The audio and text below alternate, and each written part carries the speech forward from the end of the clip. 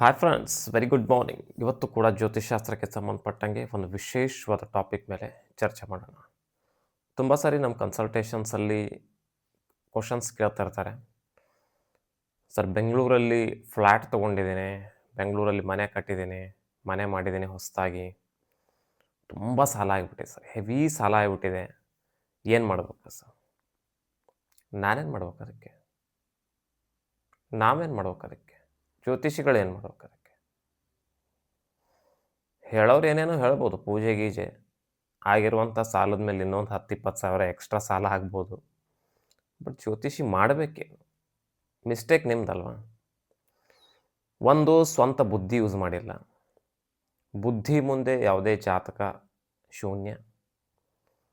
ದೇವರು ನಮಗೆ ಬುದ್ಧಿ ಕೊಟ್ಬಿಟ್ಟು, ಬುದ್ಧಿ ನಿನಗೆ ಕೊಟ್ಟಿದ್ದೀನಪ್ಪ, ನಿನ್ನ ಜೀವನ ನೀನು ನೋಡ್ಕೊ, ಪದೇ ಪದೇ ಕರೆದಾಗ ನಾನು ಬರೋದಿಲ್ಲ, ನಾನು ಕಾಣಿಸೋದು ಇಲ್ಲ, ನನ್ನ ಕೆಲಸ ಬೇರೆ ಇದೆ, ನಿನ್ನಂಥ ಆಲ್ತು ಫಾಲ್ತು ಜನರಿಗೆ ಕರೆದಾಗೆಲ್ಲ ಬರೋಕ್ಕೆ ನನಗೇನು ಕೆಲಸ ಇಲ್ಲ ಅಂತ ಮಾಡಿದ್ದೇನೆ ಅಂತ ಹೇಳ್ತಾರೆ.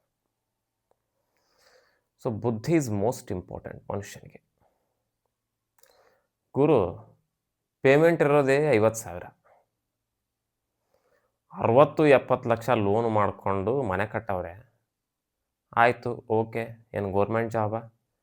ಜೀವನ ಪೂರ್ತಿ ಆ ಜಾಬಲ್ಲಿ ಇರ್ತೀನಪ್ಪ, ತಿಂಗಳ 15,000 20,000 EMI ಕಟ್ಟಾಗುತ್ತೆ, ಮಿಕ್ಕಿದ 40,000 ಕೈಗೆ ಬರುತ್ತೆ ಅನ್ನೋಕ್ಕೆ ಅದೂ ಇಲ್ಲ. ಯಾವಾಗ ಕಿತ್ತೆಸಿತಾರೋ ಗೊತ್ತಿಲ್ಲ, ಅಂಥ ಜಾಬ್ಗಳೆಲ್ಲಿದ್ದಾರೆ ತುಂಬ ಜನ. ಅಂಥವರೆಲ್ಲ 70-80 ಲಕ್ಷ, 1 ಕೋಟಿ ಸಾಲ ಮಾಡಿ ಮನೆ ಕಟ್ಟವ್ರೆ. ಯಾವನೋ ಒಬ್ಬ ಸಾಲ ಕೊಡ್ತೀನಿ ಬ್ಯಾಂಕಲ್ಲಿ ಅಂತಂದು ಭಾರಿ ಖುಷಿ. ಸಾಲ ಕೊಡ್ತಾವ, ನಂದು ಮನೆ ಕಟ್ತೀನಿ, ನಾನು ಮನೆ ಮಾಡ್ತಾಯಿದ್ದೀನಿ, ನಮ್ಮ ಫ್ರೆಂಡ್ ಮೊನ್ನೆ ಕಟ್ಟಿದ್ದ, ನಮ್ಮೂರಲ್ಲೆಲ್ಲ ನಮ್ಮ ಗೆಳೆಯರೆಲ್ಲ ಕಟ್ಟಿದ್ದಾರೆ, ನಾನೊಬ್ಬನೇ ಹಿಂದುಳಿದಿದ್ದೆ, ಸಾಲ ಕೊಡ್ತೀನಿ ಅಂತ ಹೇಳೋನೆ, ನಾನು ಕಟ್ತೀನಿ ಏನೋ ಒಂದು ಆಸೆಗಳು. ಆಯಿತು, ಸಾಲ ಕೊಟ್ಟ, ಇವನು ಕಟ್ಟಿದ, ಫಸ್ಟ್ EMI ಹೋಯ್ತು, ಸೆಕೆಂಡ್ EMI ಹೋಯ್ತು, ಥರ್ಡ್ EMI ಹೋಯ್ತು. ಆವಾಗ ಬೆಂಕಿ ಕೆಳಗಡೆ ಹತ್ಕೊಳ್ಳಿಕ್ಕೆ ಶುರು ಮಾಡುತ್ತೆ ಮಿತ್ರ. ಅಲ್ಲ, ಇದು ಬುದ್ಧಿ ಇತ್ತಾ ಇಲ್ವ ಅವಾಗ? ಮೊದಲು ಸಾಲ ತೆಗೆದುಕೊಂಡು ಮನೆ ಕಟ್ಟೋದಕ್ಕಿಂತ ಮುಂಚೆ ಬುದ್ಧಿ ಲದ್ದಿ ತಿನ್ನಕ್ಕೆ ಹೋಗಿತ್ತಾ ಅನ್ನೋದು ಪ್ರಶ್ನೆ ಇದೆ. ಓಕೆ, ಬುದ್ಧಿ ಬೇಕಲ್ಲ ಮನುಷ್ಯನಿಗೆ, ಬುದ್ಧಿ ಅಂತ ಬೇಕಲ್ಲ. ಜಾಬು ನೆಟ್ಟಗಿಲ್ಲ, ಏನು 50,000 ಏನು ಭಾರಿ ಪೇಮೆಂಟ್ ಅದು? 30-40 ಸಾವಿರ ಕೂಲಿ ಮಾಡೋನು ಗಳಿಸ್ತಾನೆ. ಓಕೆ, 1 ಲಕ್ಷ, 1 ಲಕ್ಷಕ್ಕಿಂತಲೂ ಹೆಚ್ಚು ಪೇಮೆಂಟು ಮತ್ತು ಕನ್ಫರ್ಮ್ ಇರಬೇಕು, ನಿಮ್ಮ ಜಾಬು ಹೋಗೋದೇ ಇಲ್ಲ ಅನ್ನೋದು ಕನ್ಫರ್ಮ್ ಇದ್ದು, ಈ 2 ಕ್ರೈಟೀರಿಯಾ ಮೀಟ್ ಆದಮೇಲೆ 50 ಲಕ್ಷ, 60 ಲಕ್ಷ, 70 ಲಕ್ಷ ಸಾಲ. Okay, no problem. ಒಂದು ಬುದ್ಧಿ ಯೂಸ್ ಮಾಡಿಲ್ಲ. ಆಯ್ತಪ್ಪ, ಬುದ್ಧಿ ಇಲ್ಲ ಅಂದರೆ ಅಟ್ಲೀಸ್ಟ್ ನೀವು ಜಾತಕ ತೊಗೊಳಕ್ಕಿಂತ ಮುಂಚೆ ಏನಾದರೂ ಚೆಕ್ ಮಾಡಿದ್ರೆ ಆಯಿತು, ಹಿಂಗೆ ಸಾಲ ಮಾಡಬೇಕು ಅಂತ ಅಂದ್ಕೊಂಡಿದ್ದೀನಿ, ಆಗುತ್ತೋ ಇಲ್ವೋ, ಬೆನಿಫಿಷಿಯಲಿ ಇರುತ್ತೋ ಇಲ್ವೋ, ಅಥವಾ ಮುಂದೆ ನನ್ನ ಜಾಬ್ ಹೋಗುತ್ತೋ ಇರುತ್ತೋ, ಫೈನಾನ್ಷಿಯಲ್ ಇನ್ಕಮ್ ಹೆಂಗಿದೆ, ಗೇನ್ಸ್ ಹೆಂಗಿದೆ, ಅದನ್ನು ಕೇಳಿ ಆದರೂ ತೊಗೊಂಡಿದ್ದೀರಾ? ಅದೂ ಇಲ್ಲ. ಬುದ್ಧಿನೂ ಯೂಸ್ ಮಾಡಿಲ್ಲ. ಬುದ್ಧಿ ಇಲ್ಲದೆ ಇರೋದಕ್ಕೆ ಅಟ್ಲೀಸ್ಟ್ ಜಾತಕ ಆದರೂ ನೋಡಿ ತೊಗೋತೀನಿ, ಅದನ್ನೂ ಯೂಸ್ ಮಾಡಿಲ್ಲ, ಎರಡೂ ಇಲ್ಲ. ಸೊ ಮುಂದೆ ನಾವೇನು ಮಾಡಬೇಕು? ಏನು ಮಾಡಬೇಕು? ಇರೋದು ಒಂದೇ ದಾರಿ. ಭಾಳ ಕುತ್ತಿಗೆವರೆಗೂ ಬಂತು ಅಂದರೆ ಮಾಡಿರುವಂಥ ಮನೆ ಮಾರಿಬಿಟ್ಟು, ಸಾಲ ಕ್ಲೋಸ್ ಮಾಡಿಬಿಟ್ಟು, ABCD ಇಂದ ಲೈಫ್ ಸ್ಟಾರ್ಟ್ ಮಾಡಬೇಕು.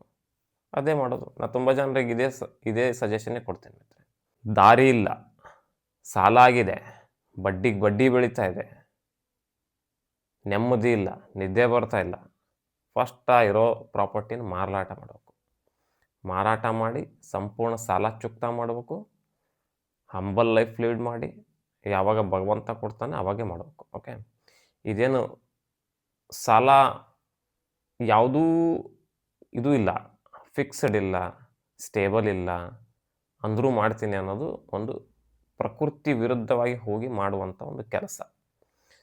ಪ್ಲಾನೆಟರಿ ಪೊಸಿಷನ್ಸು, ಜಾತಕ, ಜ್ಯೋತಿಷ್ಯ ನಿಮ್ಮ ಹಣೆ ಬರದಲ್ಲಿ ಇದು ಇಲ್ಲವೇ ಇಲ್ಲ, ನೀವು ಫೋರ್ಸ್ಫುಲಿ ಮಾಡ್ಕೋತಾ ಇದ್ದೀರ ಅಷ್ಟೇ. ಓಕೆ, ಇತ್ತು ಅಂದರೆ ಅನಾಯಾಸವಾಗಿ ಆರಾಮವಾಗಿ ತಾನೇ ಆಗುತ್ತೆ. ನೀವು ಫೋರ್ಸ್ಫುಲಿ ಯಾವಾಗ ಮಾಡ್ಕೋತೀರ ಅದು ಇಕ್ಕಟ್ಟಿಗೆ ಸಿಕ್ಕಾಕ್ಕೊಂತೀರಿ. ಓಕೆ, ಸೊ ಇಲ್ಲಿ ಪ್ಲಾನೆಟರಿ ಪೊಸಿಷನ್ಸ್ ಇದೇ ಥರ ವರ್ಕ್ ಮಾಡ್ತಾರೆ. ನಿಮಗೆ ಸಾಲ ಮಾಡಿ ಮನೆ ಕಟ್ತಿರೋದು ಸುಖ ಸಂತೋಷ ನೆಮ್ಮದಿಗಾಗಲ್ಲ. ಸಾಲದ ಹೊರೆಯಿಂದ ಆ ನೆಮ್ಮದಿ ಕಳ್ಕೊಂಡು BP ಶುಗರ್ ತಂದ್ಕೊಂಡು ನಿದ್ದೆ ಹೋಗಿ ಬದುಕಲಿ ಅಂತ ಮಾಡಿರುವಂಥ ಪ್ಲಾನೆಟರಿ ಪೊಸಿಷನ್ಸ್ಗಳದ್ದು ಒಂದು ಪ್ಲ್ಯಾನ್ ಇದು. ಅದು ನಿಮಗೆ ಅರ್ಥ ಆಗಲ್ಲ ಅಷ್ಟೇ. ಓಕೆ. ಸೊ ಈ ವಿಡಿಯೋ ನಿಮಗೂ ಕೂಡ ಚೆನ್ನಾಗಿ ಅನಿಸಿದರೆ ಶೇರ್ ಮಾಡ್ಕೊಳ್ಳಿ. ಕೆಳಗೆ ಕೊಟ್ಟಿರುವಂಥ ವಾಟ್ಸಪ್ ನಂಬರ್ಗೆ ಮೆಸೇಜ್ ಮಾಡಿ. ನಿಮ್ಮಲ್ಲಿಯೂ ಕೂಡ ಏನಾದರೂ ವಿಶ್ಲೇಷಣೆ ಬೇಕಾದರೆ ಕೆಳಗೆ ಕೊಟ್ಟಿರುವಂಥ ವಾಟ್ಸಪ್ ನಂಬರ್ಗೆ ಮೆಸೇಜ್ ಮಾಡಿ ಅಪಾಯಿಂಟ್ಮೆಂಟ್ ಬುಕ್ ಮಾಡ್ಕೊ.